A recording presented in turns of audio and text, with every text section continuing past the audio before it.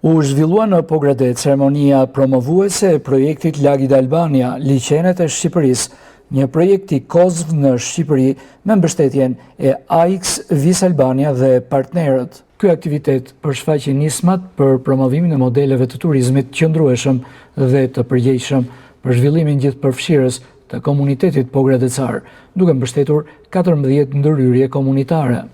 La nostra è una sede regionale competente. Selia jon rajonale mbulon 6 vendet e Ballkanit Perëndimor, por fokusi ynë kryesor është Shqipëria.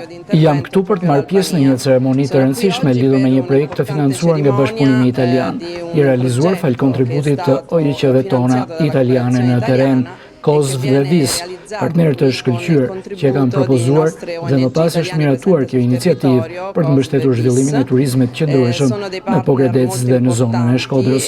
Bëhet fjalë për një nismë me impakt të madh, e cila synon të realizojë njerëz shumë objektiva. Synojmë të integrojmë në një anë mbrojtjen e mjedisit këtu në Shqipëri, në një nga vendet më të bukura nga pikpamja natyrore dhe nga ana tjetër të promovojmë zhvillimin ekonomik lokal përmes turizmit të qëndrueshëm. Jo një turizëm i zakonshëm, për një turizëm i përgjegjshëm që mbron mjedisin dhe në të njëjtën kohë vlerëson kulturën e territorit dhe bukurinë e jashtëzakonshme natyrore. Iniciativa mbështetet me një financim total prej 2.6 milionë eurosh të destinuara në 2 zona specifike të lidhura me liçenet tona.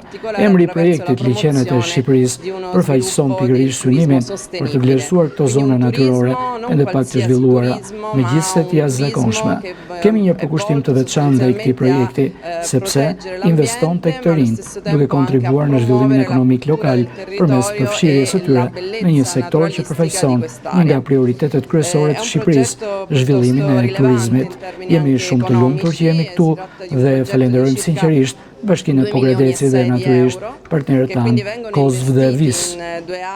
Të pranishëm në event ishin nga AIX Tiranë, Leticia Fiskioni dhe Nikola Gedin, nga kozv në Shqipëri, Isida Sinjari dhe Jonida Shano, nga Bashkia Pogradec, Entela Gusho dhe Ledian Zeqollari, nga Qendra Multifunksionale Pogradec, Dorian Latifllari dhe Ritan Kamolli, përfaqësues nga Fondacioni Nehmaja Gateway Albania dhe Këshilli Rinor Pogradec, Dr. Dorian Leka, si dhe të gjithë aktorët lokal që kanë zbatuar aktivitetet e projektit Lagida Albania, liçenet e Shqipërisë, për më shumë se 2 vjet kohë shtrirje në qytetin tonë. Në anë të këtij projekti janë bërë ndërhyrje mjaft të rëndësishme, të cilat janë ndërhyrje komunitare, të cilat zhvillojnë mjaft turizmin në qytetin tonë. Duhet ditur që Pogradeci është një qytet turistik i cili nga viti në vit ka një përqindje mjaft të madhe të numrit të turistëve.